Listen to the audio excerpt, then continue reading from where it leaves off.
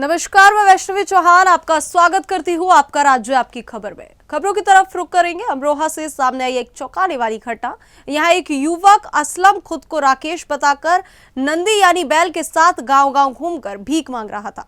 आरोप है कि युवक ने अपनी पहचान छुपाकर हिंदू वेश में लोगों से संपर्क किया और हिंदू बेटियों के हाथ देखकर भविष्य बताने का दावा भी कर रहा था। जब ग्रामीणों को उसकी सच्चाई का पता चला तो लोगों ने उसे पकड़ लिया और पुलिस के हवाले कर दिया। पुलिस मामले की जांच कर रही है और युवक से पूछताछ जारी है। वहीं घटना के बाद इलाके में चर्चा और तनाव का माहौल बना हुआ है।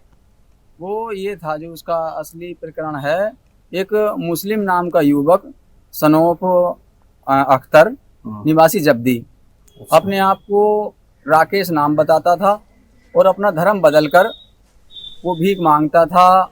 आए दिन हिंदू बस्तियों में, हिंदू घरों में जाता था, बहन बेटियों के हाथ भी देखता था, उनका भविष्य के बारे में बताता था साधु के भेष में। अच्छा। हमें उस पर शक होने पर उसकी हमने जांच पड़ताल करी तो वो जब्दी का मुस्लिम युवक निकला। उसके बाप का नाम अख्तर है। उसका क्या नाम है? और उसका जो नाम है असलम है और अपना नाम वो राकेश बताता था। ठीक है। और हमारी जो आस्था का प्रतीक है नंदी, उसको वो साथ में रखता था। तो उससे जब हमें उसकी गतिविधियों पर शक हुआ तो उसकी जांच पड़ताल करने पर वो सब फर्जी पाया गया। धर्म बदलकर वो साधु के भेष में मांग रहा था, हिंदू बनकर।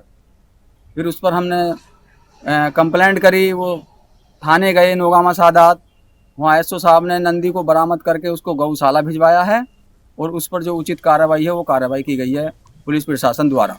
गांव के लोगों ने मतलब आपके साथ मिलकर पकड़ा था? जी, ठीक है। सभी हिंदू संगठन के लोग थे। तो अब क्या कार्रवाई की गई उसके ऊपर? उसके ऊपर एसओ साहब ने हमें उचित कार्रवाई करने का आश्वासन दिया है।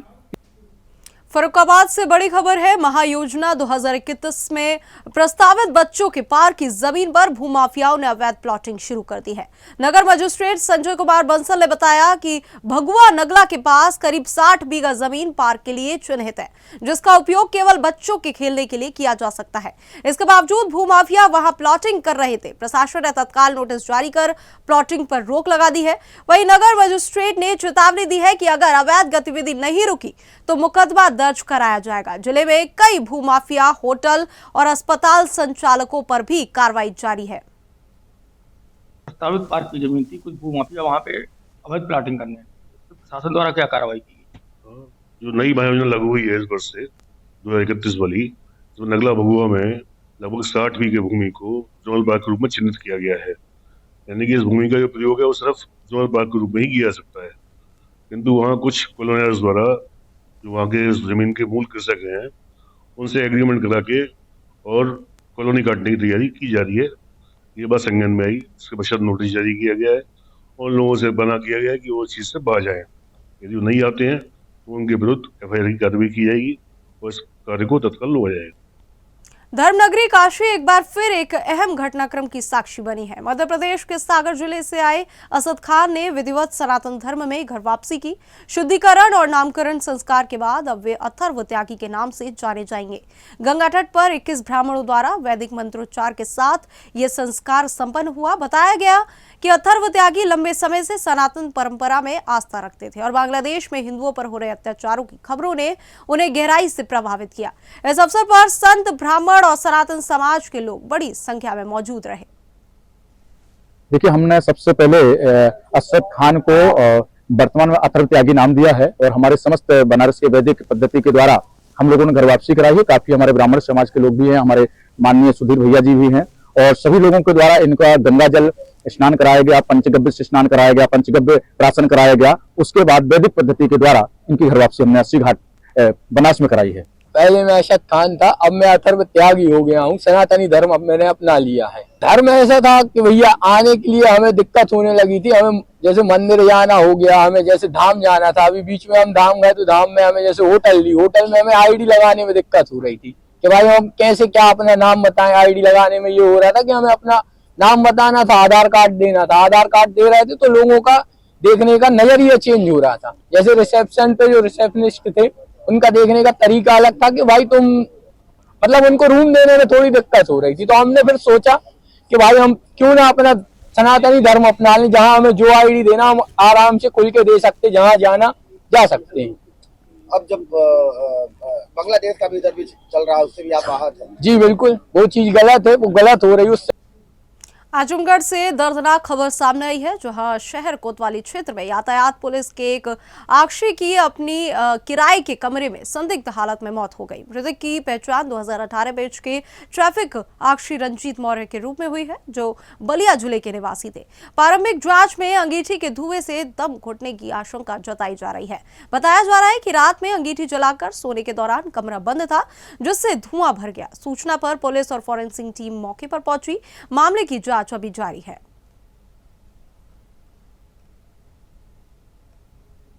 ये कोतवाली क्षेत्रांतर्गत रंजीत कुमार मौर्य 2018 बैच के ये ट्रैफिक पुलिस में कांस्टेबल थे। सुबह सूचना प्राप्त हुई कि ये कमरे में सोए हुए थे और इनकी मृत्यु हो गई है। प्रथम दृष्टया देखने से ये प्रतीत हो रहा है कि रात में इनके द्वारा कमरे में अंगीठी जला करके ये सोए थे और इसी वजह से इनकी मृत्यु हुई है। शव को कब्जे में लेकर के पोस्टमार्टम की कार्रवाई की जा रही है। विधिक कार्रवाई प्रस्तुत। मृतक आरक्षी कहाँ का रहने वाला था? ये जनपद बलिया के रहने वाले थे। इनके परिवार को सूचना दी गई है? तब विधिक कार्रवाई प्रस्तुत। मुख्यमंत्री योगी आदित्यनाथ के निर्देश पर भीषण ठंड और शीतलहर को देखते हुए पूरे उत्तर प्रदेश को हाई अलर्ट पर रखा गया है। सभी जिलाधिकारियों को अपने अपने जनपदों में एहतियाती कदम उठाने के निर्देश दिए गए हैं। इसी क्रम में रायबरेली के जिलाधिकारी हर्षिता माथुर के आदेश पर जिले के सभी स्कूलों को बंद कर दिया गया है। अपर जिलाधिकारी वित्त एवं राजस्व अमृता सिंह ने बताया कि सभी उप जिलाधिकारियों को अलर्ट पर रखा गया है। प्रशासन द्वारा गरीब, निराश्रित और असहाय लोगों को कंबल वितरित किए जा रहे हैं ताकि ठंड से किसी की जान ना जाए। देखिए, जनपद की जितनी भी हमारी गौशालाएं हैं सभी की निरंतर मॉनिटरिंग की जाती है और ठंड के मौसम के लिए विशेष रूप से व्यवस्थाएं की गई हैं। सबसे पहले तो जो टारपोलिन आदि की व्यवस्था है, साथ ही साथ जो चिकित्सीय व्यवस्थाएं हैं, पानी की, चारे की, जो शेड की व्यवस्थाएं हैं, उसमें ठंड के लिए जो उपाय किए जाने हैं, इन सभी चीज़ों के संबंध में हमारे जो नोडल ऑफिसर्स हैं उनके द्वारा विजिट भी की गई है और इसका सत्यापन भी करा लिया गया है। सभी व्यवस्थाओं को सुनिश्चित किया जा रहा है। सीएम योगी आदित्यनाथ के निर्देश के बाद यूपी में हाई अलर्ट है। भीषण ठंडी और शीतलहर को देखते हुए जिलाधिकारी हर्षिता माथुर के निर्देश पर जो एडीएम-एफआर हैं अमृता सिंह, उनके माध्यम से लगातार सभी तहसीलों में कंबल वितरण के कार्यक्रम किए जा रहे हैं। और इस समय मेरे साथ इस समय बात करने के लिए मौजूद हैं एडीएम-एफआर। अब बात करते हैं कि कितने तहसीलों में कंबल वितरण किए जा रहे हैं और आपके माध्यम से कितने रैन बसेरों का अभी तक निरीक्षण किया गया है। जो हमारे जनपद में हमारे जिलाधिकारी महोदय हैं, उनके निर्देश में जो शीतलहर के तहत सभी अपेक्षित तैयारियां कर भी ली गई हैं और जो विभाग हैं उनको भी समस्त व्यवस्थाएं सुनिश्चित करें, चाहे वो गौशाला हो, चाहे वो चिकित्सालय हों या अन्य व्यवस्थाएं हों। नगर पंचायतों के द्वारा भी जो संचालित रैन बसेरे हैं उनमें मूलभूत व्यवस्थाएं लोगों के रुकने की और उनके जो भी व्यवस्था चाहिए वो कर ली गई है। सभी जो तहसील के प्रशासनिक अधिकारी हैं, नगर पंचायत अधिकारी हैं, उनको भी निर्देशित किया गया कि समय समय पर निरीक्षण करें। मेरे द्वारा जिलाधिकारी महोदया द्वारा भी रैन बसेरों का निरीक्षण किया गया है। बुलंदशहर के शिकारपुर से शिवम वर्मा हत्याकांड में चौंकाने वाला खुलासा हुआ है। पुलिस जांच में सामने आया है कि नगर के साठा निवासी शिवम वर्मा की हत्या अवैध संबंधों के चलते की गई थी। मुख्य आरोपी विक्की गुप्ता की पत्नी से मृतक के अवैध संबंध थे। वर्ष 2024 में शिवम आरोपी की पत्नी को भगा ले गया था और बरामदगी के बाद भी उससे मिलना बंद नहीं किया। इसी रंजिश में विक्की ने अपने साथियों मनीष, राहुल, दिलशाद और 2 अन्य के साथ मिलकर शिवम की हत्या कर दी। हत्या के बाद शव को काली नदी में फेंक दिया गया। पुलिस ने 4 आरोपियों को गिरफ्तार कर मामले का खुलासा कर लिया है। थाना शिकारपुर क्षेत्र में ग्राम बादशाहपुर पचगई के निकट काली नदी में एक अज्ञात युवक का शव बरामद हुआ था। इस संबंध में थाना शिकारपुर पर तत्काल संगत धाराओं में अभियोग पंजीकृत करते हुए इस युवक की शिनाख्त एवं घटना के अनावरण के लिए एसएसपी बुलंदशहर सर के द्वारा सीओ शिकारपुर के नेतृत्व में 3 टीमें गठित की गई थी। इन टीमों के द्वारा इस घटना का आज सफल अनावरण किया गया है। इस युवक की शिनाख्त शिवम वर्मा के रूप में हुई है एवं इसकी हत्या में शामिल 6 अभियुक्तों में से 4 अभियुक्तों को आज गिरफ्तार किया गया है। आज गिरफ्तार किए गए अभियुक्तों में विक्की गुप्ता मुख्य अभियुक्त है, जिसके द्वारा अपने अन्य साथियों के सहयोग से उनको 3 लाख रुपए देकर इस हत्याकांड को अंजाम दिलाया गया था। इनके कब्जे से एक अवैध तमंचा जो घटना में प्रयुक्त हुआ है एवं कारतूस तथा घटना में प्रयुक्त गाड़ी बरामद हो गई है। बुलंदशहर से रिश्तों को शर्मसार कर देने वाली खबर सामने आई है। यहाँ सोने के कंगन पसंद आने पर एक बहन ने ही लूट की साजिश रच डाली। पुलिस खुलासे में सामने आया है कि महिला ने अपने बेटे और अन्य साथियों के साथ मिलकर खुद पर लूट की फर्जी वारदात रची। 27 दिसंबर को जहांगीराबाद थाना क्षेत्र में इस घटना को अंजाम दिया गया। जांच के बाद पुलिस ने 4 आरोपियों शमशुदुआ, गोलू, हारिश और नन्नी को गिरफ्तार किया है। आरोपियों के पास से लूटी गई सोने की चेन, कंगन, चूड़ियां, वारदात में इस्तेमाल स्कॉर्पियो मोटरसाइकिल और अवैध चाकू बरामद किए गए हैं। थाना जहांगीराबाद पर शगुफ्ता वाइफ ऑफ शरीफ निवासी भजनपुरा दिल्ली के द्वारा एक तहरीर देकर अवगत कराया गया था कि दिनांक 27 दिसंबर को रात्रि लगभग 9 बजे जहांगीराबाद से बुलंदशहर जाते हुए रास्ते में कुछ अज्ञात युवकों के द्वारा उनसे उनके गहने छीन लिए गए थे। इस संबंध में तत्काल थाना जहांगीराबाद पर सुसंगत धाराओं में अभियोग पंजीकृत करते हुए घटना के अनावरण के लिए एसएसपी बुलंदशहर सर के द्वारा स्वैट टीम देहात एवं थाना जहांगीराबाद की एक संयुक्त टीम गठित की गई थी। आज दिनांक 30 दिसंबर को इस घटना का अनावरण किया गया है और घटना में शामिल 4 अभियुक्तों शमसुद्दुआ एवं गोलू सालिम निवासी कायस्तवाड़ा थाना जहांगीराबाद, हारिस निवासी दिल्ली एवं नन्नी वाइफ ऑफ अलीम निवासी दिल्ली को गिरफ्तार किया गया। अमरोहा में एक तेंदुए की ट्रेन की चपेट में आने से मौत हो गई। यह घटना गजरौला थाना क्षेत्र की है। बताया जा रहा है कि यह तेंदुआ लंबे समय से इलाके में सक्रिय था और ग्रामीणों के लिए खतरा बना हुआ था। मंगलवार सुबह ग्रामीणों ने रेलवे ट्रैक के पास तेंदुए का शव देखा, जिसके बाद तुरंत वन विभाग को सूचना दी गई। सूचना मिलते ही वन रेंज की टीम मौके पर पहुंची और शव को कब्जे में लेकर वन रेंज कार्यालय ले जाया गया। वन विभाग के अधिकारियों के अनुसार तेंदुए के शव को पोस्टमार्टम के लिए भेजा जा रहा है ताकि मौत के सही कारणों की पुष्टि हो सके। वहीं प्रारंभिक तौर पर आशंका जताई जा रही है कि ट्रेन से टकराने के कारण ही तेंदुए की मौत हुई है। वहीं डीएफओ के आदेश के बाद आगे की कानूनी कार्रवाई की जाएगी। इस घटना के बाद स्थानीय ग्रामीणों ने राहत महसूस की है, क्योंकि तेंदुए की मौजूदगी से इलाके में लंबे समय से भय का माहौल बना हुआ था। फास्ट फूड पर अब प्रशासन की सख्ती साफ दिखाई दे रही है। अमरोहा में खाद्य सुरक्षा विभाग ने आज बड़ी कार्रवाई करते हुए फास्ट फूड दुकानों पर छापेमारी की। दरअसल अमरोहा नगर की 11वीं कक्षा की छात्रा आहाना की फास्ट फूड खाने से तबीयत बिगड़ने के बाद हुई मौत ने पूरे जिले को झकझोर कर रख दिया है। इस दर्दनाक घटना के बाद प्रशासन हरकत में आ गया है। जिलाधिकारी के निर्देश पर पहले स्कूलों और कॉलेजों में खाद्य सुरक्षा को लेकर जागरूकता अभियान चलाया गया और अब सीधे उन दुकानों पर कार्रवाई की जा रही है जो बच्चों की जिंदगी से खिलवाड़ कर रही थी। खाद्य सुरक्षा विभाग की टीम ने अमरोहा नगर के अलग अलग इलाकों में फास्ट फूड बेचने वाली दुकानों पर छापा मारकर साफ सफाई, खाद्य सामग्री की गुणवत्ता और नियमों के पालन की गहन जांच की। इस दौरान कई दुकानों से संदिग्ध खाद्य पदार्थों के नमूने भी लिए गए हैं, जिन्हें जांच के लिए भेजा गया है। वहीं विभाग ने साफ शब्दों में चेतावनी दी है कि बच्चों और आम जनता के स्वास्थ्य के साथ कोई समझौता नहीं किया जाएगा। नियम तोड़ने वालों के खिलाफ सख्त से सख्त कार्रवाई की जाएगी। अब आपको सुनाते हैं इस पूरे मामले पर खाद्य सुरक्षा विभाग के सहायक आयुक्त विनय अग्रवाल का क्या कुछ कहना है। जंक फूड खाने वाले बच्चों को जंक फूड की एक आदत सी पड़ जाती है और कई बार वो जो है जंक फूड खाने से अपने मुंह को रोक नहीं पाते अपने आप को, और बार बार जंक फूड खाने की आदत जो है उन्हें स्वास्थ्य को काफ़ी हानि पहुंचाती है। तो इस बाबत खाद्य सुरक्षा विभाग के अधिकारियों द्वारा विशेष अभियान चलाया गया है। जनपद अमरोहा में अमरोहा नगर से इसकी शुरुआत की गई है। इसमें खाद्य पदार्थ के ठेलों पर बिकने वाले जितने भी फास्ट फूड्स हैं उनकी चेकिंग की जा रही है।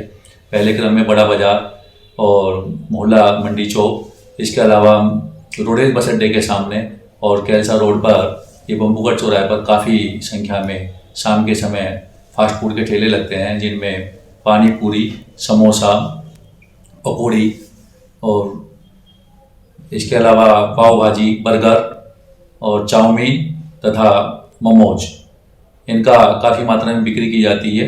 तो इन सभी की जांच की गई, यहाँ पर सभी ठेलों की जांच की गई है खाद्य सुरक्षा अधिकारियों के द्वारा।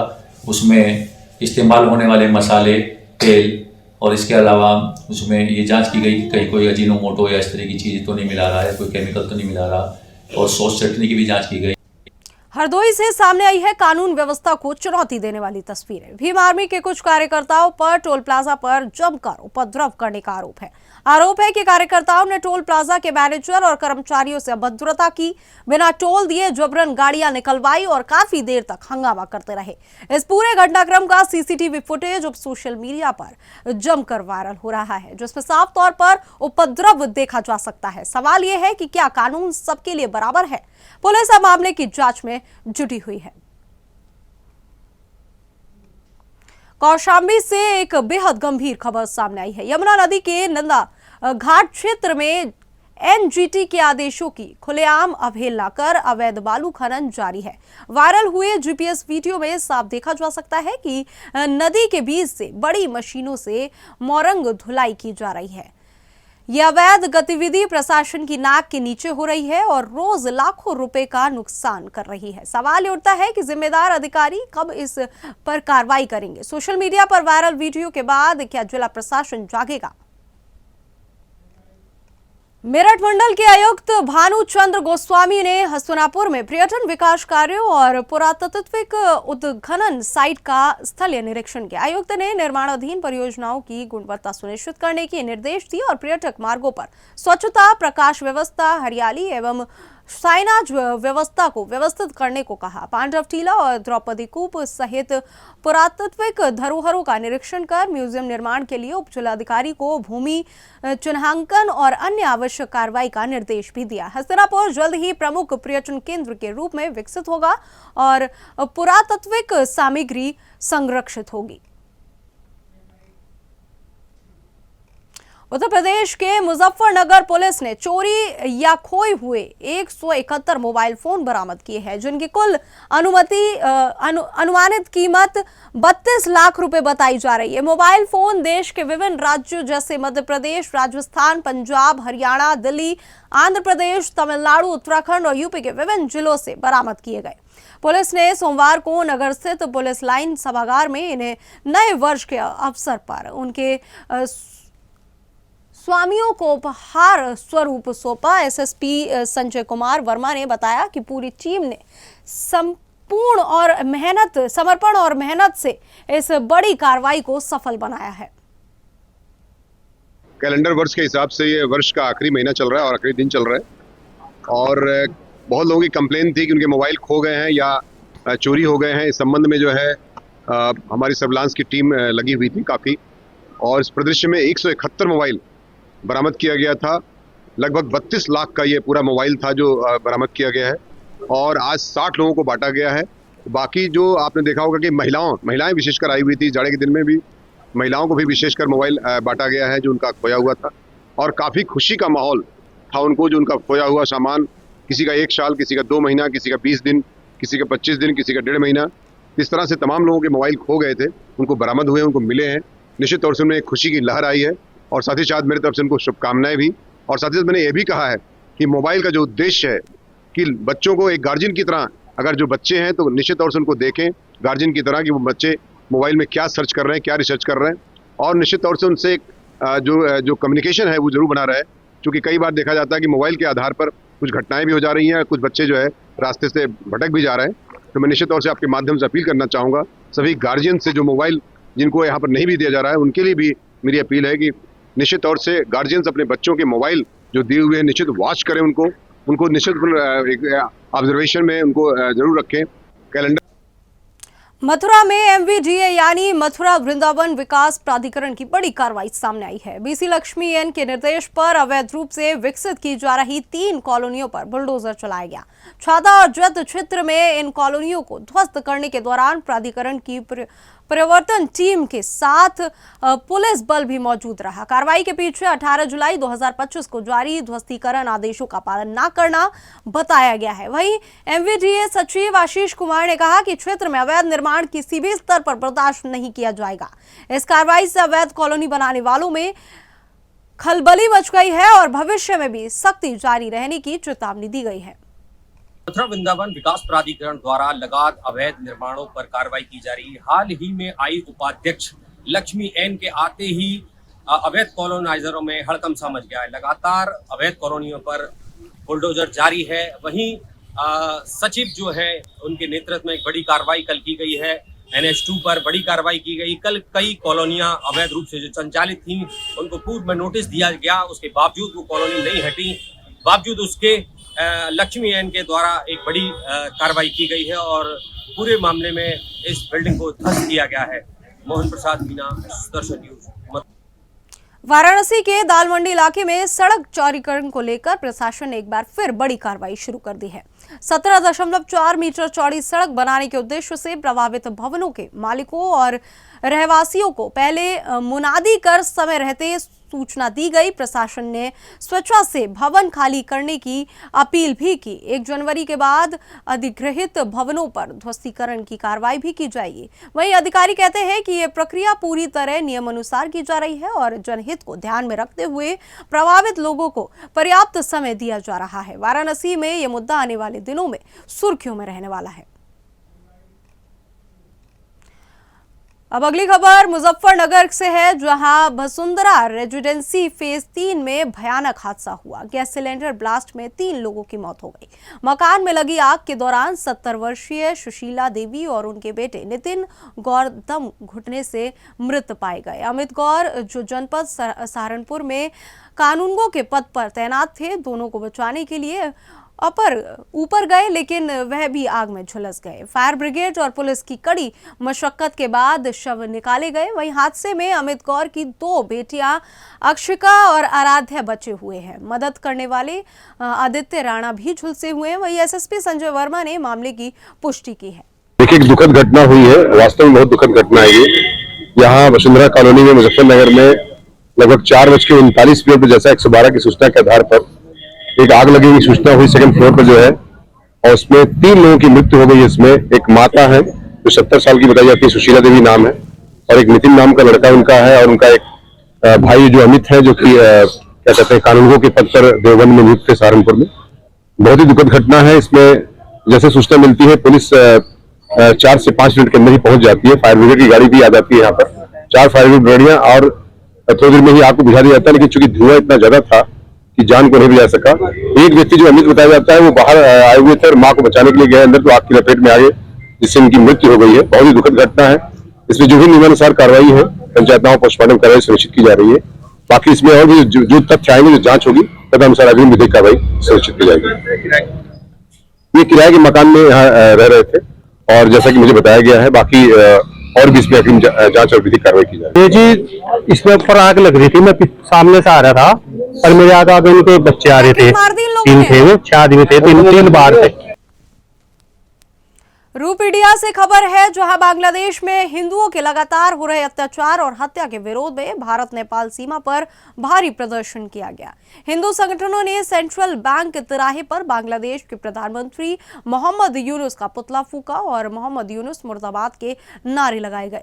वहीं प्रदर्शनकारियों ने हाथों में पोस्टर लेकर अपना रोष व्यक्त किया। प्रदर्शन में यह संदेश दिया गया कि हिंदुओं पर हो रहे अत्याचार बर्दाश्त नहीं किए जाएंगे। इस मौके पर RSS के विवेक शुक्ला, चेयरमैन डॉक्टर उमाशंकर वैश्य, महंत भगवान दास और डॉक्टर सनंद कुमार शर्मा ने जनता को जागरूक किया और इस अन्याय के खिलाफ संगठित होकर आवाज उठाने का आह्वान भी किया। जब राष्ट्र ही नहीं रहेगा तो हमारी धर्म पुस्तकें कहाँ रहेंगी। लेकिन इस्लाम के लोग सबसे पहले अपने हदीस को मानते हैं और देश को नहीं मानते। उनमें देश भक्ति एक नाम मात्र भी नहीं है। ये बहुत ही भयावह स्थिति भारत के लिए भी है, बांग्लादेश के लिए भी है और पूरे विश्व के लिए है। आज 57 देश मुस्लिमों के हैं, लेकिन सबसे बड़ी स्थिति ये है कि 29 राष्ट्रों में हमारे प्रधानमंत्री को जहां सम्मानित किया हो गया हो मुस्लिम राष्ट्रों में, वहीं भारत का 80 करोड़ जो हमारे देश भारत की जनता को हमारे प्रधानमंत्री और मुख्यमंत्री द्वारा उनको निःशुल्क खाद्यान्न दिया जा रहा है, जिसमें 80 से 85% केवल मुस्लिम उसका लाभ उठाता है। बड़े ही दुख का विषय है कि 1.5 अरब जनसंख्या वाले देश भारतवर्ष ने आज अपना विरोध दर्ज कराया है। पूरे भारत में विरोध दर्ज हो रहा है और जिस प्रकार की ओछी, क्षुद्र और घृणित मानसिकता का परिचय बांग्लादेश ने दिया है, हम उसकी बहुत बहुत भर्त्सना करते हैं और बहुत बहुत आलोचना करते हैं। और निवेदन करते हैं भारत सरकार के प्रतिनिधियों से, हमारे अपने प्रतिनिधियों से, पुलिस प्रशासन से कि वहां पर सख्त से सख्त एक्शन लिया जाना चाहिए उन दंगाइयों के विरुद्ध जो अल्पसंख्यक हिंदुओं के घरों को जला रहे हैं, उनकी नृशंस और बर्बर हत्याएं कर रहे हैं और उनके ऊपर अनेक प्रकार के जुल्म ढा रहे हैं। इसको तुरंत रोका जाना चाहिए, उनको कंपेंसेशन देना चाहिए और जितनी भी कठोर से कठोर कार्रवाई हो वो कर देनी चाहिए। बोला जय श्री राम, जय श्री राम, हिंदू एकता, हिंदू एकता, हिंदू एकता। आज बहुत ही दुख के साथ हम लोग सब हिंदू भाई यहाँ एकत्रित हुए हैं जो बांग्लादेश में हमारे हिंदुओं के साथ में अत्याचार और अन्याय दुर्व्यवहार कर रहे हैं। यूसुफ सरकार और बांग्लादेश, जबकि एक दिन बांग्लादेश हम ही से रोटी मांगता है, हम ही से कपड़ा मांगता है, अब हम ही को आंख दिखाता है और आज हम सब हिंदू मिलकर के बांग्लादेश को नहीं छोड़ेंगे, ये प्रण लेते हैं, ये सब प्रण लेते हैं। ऐसा कुनर्क करने वाला व्यक्ति को और ऐसे देश को नष्ट हो जाना चाहिए, यही मेरा कहना है और ये भारत सरकार से मेरा निवेदन है और हिंदू जागृत मंच से भी ये मेरा जागरण है, मेरा कहना है, मेरा घोषणा है, सब एकत्रित हो जाओ, एक रहोगे तो सेफ रहोगे वाला नारा में। भारत के प्रधानमंत्री जिसे है कि बांग्लादेश के मोहम्मद यूनुस जैसे अंतरिम सरकार को मैं इस भारत नेपाल की सरहद से रुपैडिया से सावधान कर देना चाहता हूं कि ये हमारे हिंदू सनातन भाइयों पर आक्रमण रुक जाए, अन्यथा बहुत ही भयावह दृश्य बांग्लादेश को देखना पड़ेगा। 1971 में हम लोगों ने देश आजाद कराकर उनको सुपुर्द कर दिया था, जो आज सनातन द्रोही हो रहा और ये मोहम्मद यूनुस आतंकवादी है सनातन धर्मियों के लिए। सावधान हो जाए मोहम्मद यूनुस, ये भारत के लिए खतरा पैदा करेगा भविष्य में, इसको सावधान होने की आवश्यकता है। माननीय प्रधानमंत्री जी से मेरा निवेदन व आग्रह है कि इस पर लगाम लगाने का प्रयास करें। संयुक्त राष्ट्र हो, यूरोपियन संघ हो, हर जगह मुद्दा उठना चाहिए कि सनातन धर्म को बचाया जाए और ऐसे आतंकवादियों पर। कर्नाटक बेलगावी के रायबाग तहसील के सबदत्ती ग्राम पंचायत में करप्शन के आरोपों पर ग्राम पंचायत सदस्य दुलगोड़ा पाटिल ने सफाई दी। उन्होंने पंचायत कार्यालय में प्रेस कॉन्फ्रेंस कर कहा कि सभी विकास कार्य पारदर्शी तरीके से किए गए हैं और यदि जरूरत पड़े तो वे जनता को सभी दस्तावेज दिखाने के लिए तैयार हैं। उन्होंने सोशल मीडिया पर फैलाए गए झूठे आरोपों पर भी जवाब दिया और चेतावनी दी कि बिना वजह आरोप लगाने वालों के खिलाफ कानूनी कार्रवाई होगी। पंचायत ने गाँव में एम्बुलेंस और शव वाहन की सुविधा उपलब्ध कराई है और आगे भी गांव के विकास पर ध्यान दिया जाएगा। और फिलहाल इस बुलेटिन में इतना ही। देश और दुनिया की तमाम खबरों के लिए हमारे साथ बने रहे और देखते रहे सुदर्शन न्यूज। जय हिंद।